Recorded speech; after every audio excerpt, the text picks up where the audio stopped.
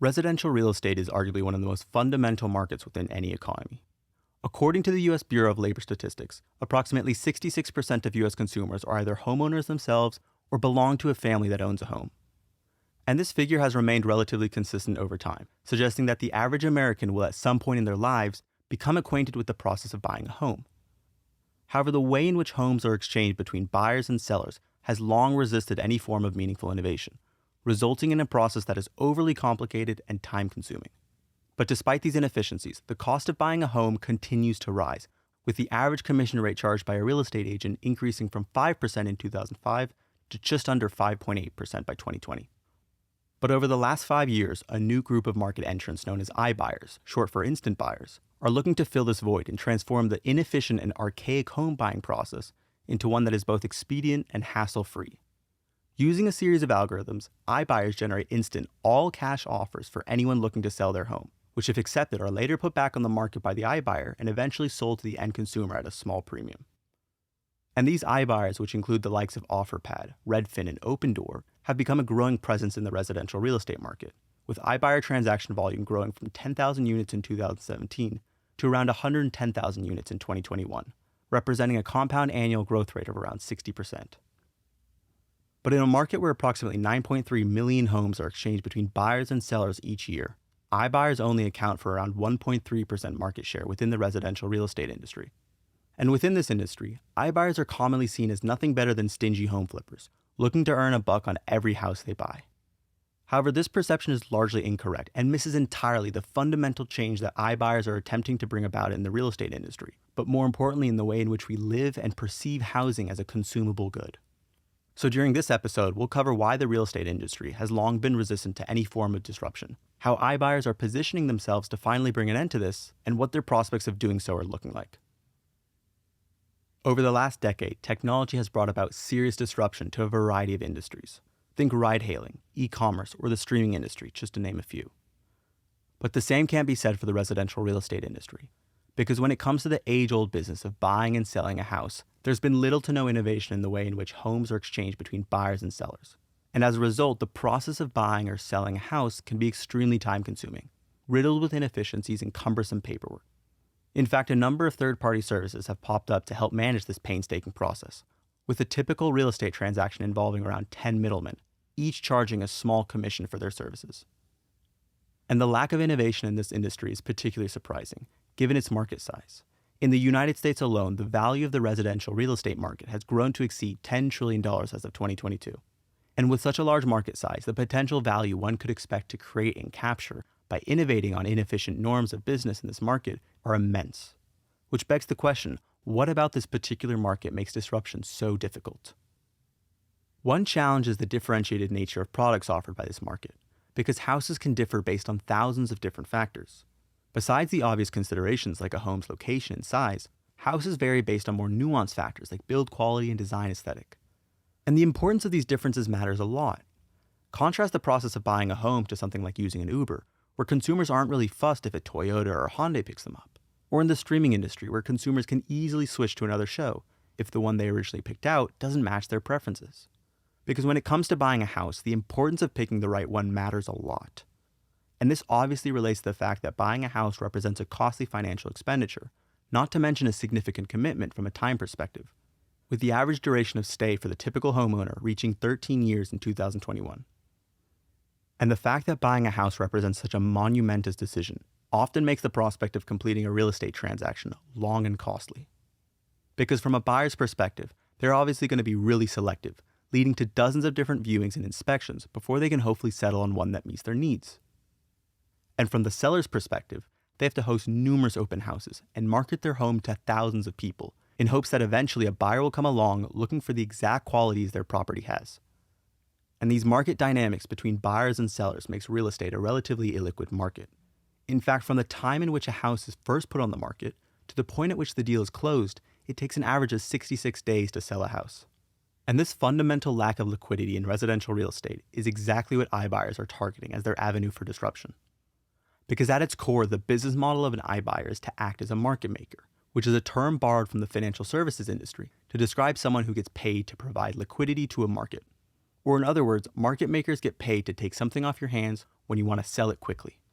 But in return for providing this liquidity, market makers like iBuyers will typically buy a home at a price slightly below its fair market value. And this is to compensate them for the risk they take by buying something immediately without knowing for sure whether they'll be able to sell it later down the line. But when they do go to sell it, they get paid by keeping the difference, also known as the spread, between the price they paid the seller and the market price they eventually sell it for.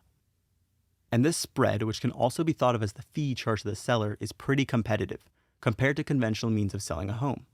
Traditionally, buyers and sellers of homes would deal with the lack of liquidity in the real estate market by hiring a real estate broker, who would take on the responsibility of finding a counterparty for their client, whether that be to buy their customer's home or sell a house to their customer.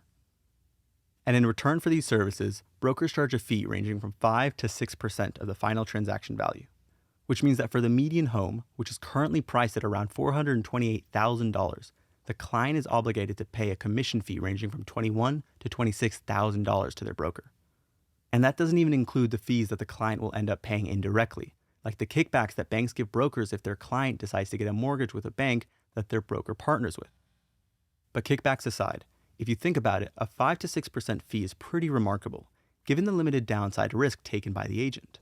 After all, they're simply brokering the transaction and have no downside if the transaction falls through. iBuyers, on the other hand, take on significant downside risk because they take physical ownership of the houses they buy, which means if they aren't able to sell it to an end consumer later on, they have to absorb the loss themselves. So when you consider the fact that major iBuyers like Opendoor and Offerpad charge a fee of 5%, it becomes clear why iBuyers are increasing in popularity among sellers.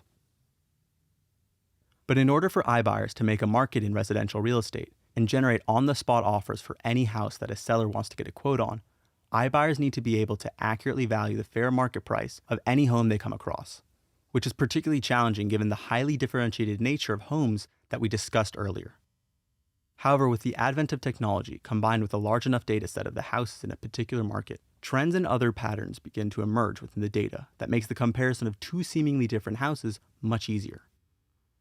For example, houses that are closer to a nearby school or shopping district might command a higher price point than those that are farther away. But a house without a backyard will likely fetch a price lower than one that does have a backyard. So iBuyers will take these trends and the thousands more that influence a home's price and combine them into an algorithm known as an automated valuation model that can value the fair market price of a house pretty accurately and in turn be used by the iBuyer to provide a quote to anyone looking to get an instant offer on their house. And from consumers' perspective, the value proposition of having a market maker in the residential real estate market is pretty significant. The most obvious reason is convenience. Selling your home to an iBuyer means an instant transaction, so sellers won't have to wait the weeks or even months often needed to sell a house, or go through the hassle of hosting numerous open houses and letting countless people walk around their homes. And since iBuyers provide an all-cash offer, sellers get an immediate cash deposit, avoiding the all-too-common occurrence of a deal falling through if a buyer fails to secure financing, forcing the seller to restart the entire selling process from scratch. And this high level of convenience and immediacy of payment is particularly valuable because if you think about it, people looking to sell their homes are often doing so because they're moving to a new home themselves. So having the peace of mind that they won't have to manage the financial burden of owning two homes at the same time brings a high level of comfort and peace of mind that sellers are willing to pay for.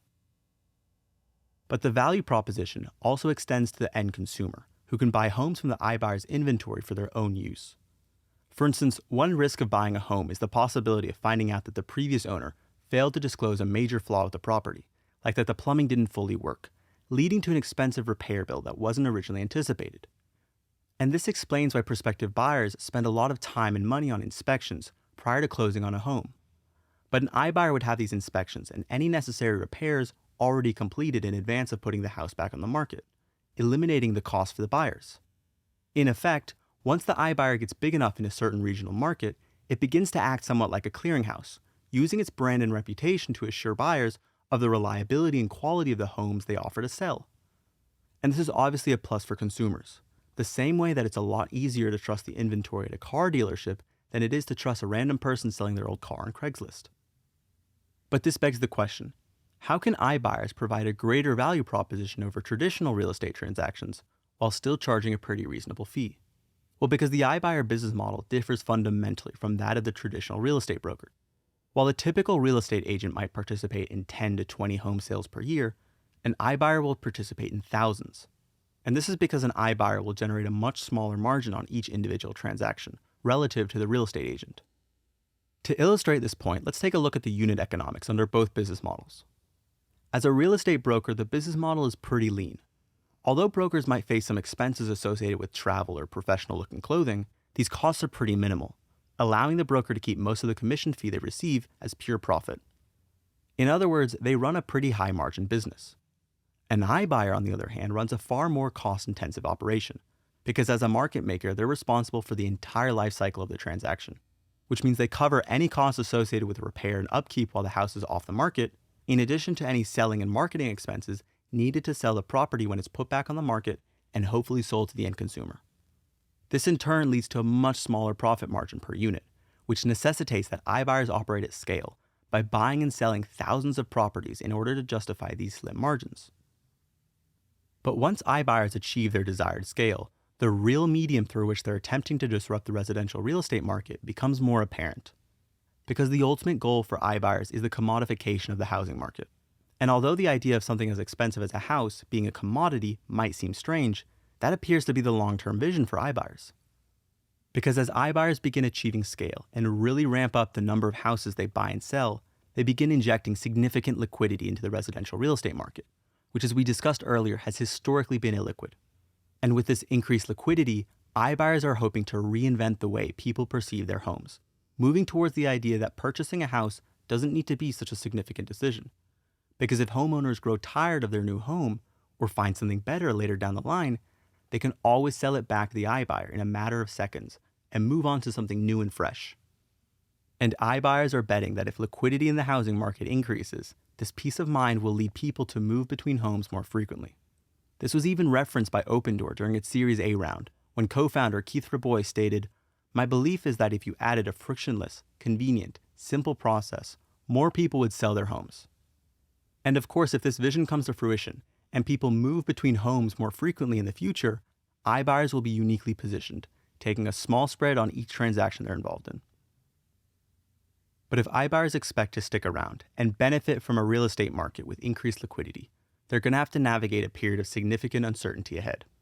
Because the last decade of steadily rising home prices provided a beneficial backdrop to iBuyer transactions, as they could be pretty confident that any house they bought would retain or more likely increase in value by the time it was sold, naturally increasing the spread earned by the iBuyer. But as mortgage rates experienced their greatest increase since the 1980s, fears of a slowdown in home prices and the housing market overall are beginning to appear. And many critics rightly point to some real limitations of the iBuyer business model that would become particularly relevant during this type of a downturn. For one, iBuyers require having a large pool of capital that can be used to fund thousands of home purchases. And just to illustrate the magnitude of capital needed to fuel the iBuyer business model, let's do some quick back-of-the-envelope math. In 2021, 6.9 million homes were sold, at a median price of $428,000 per unit.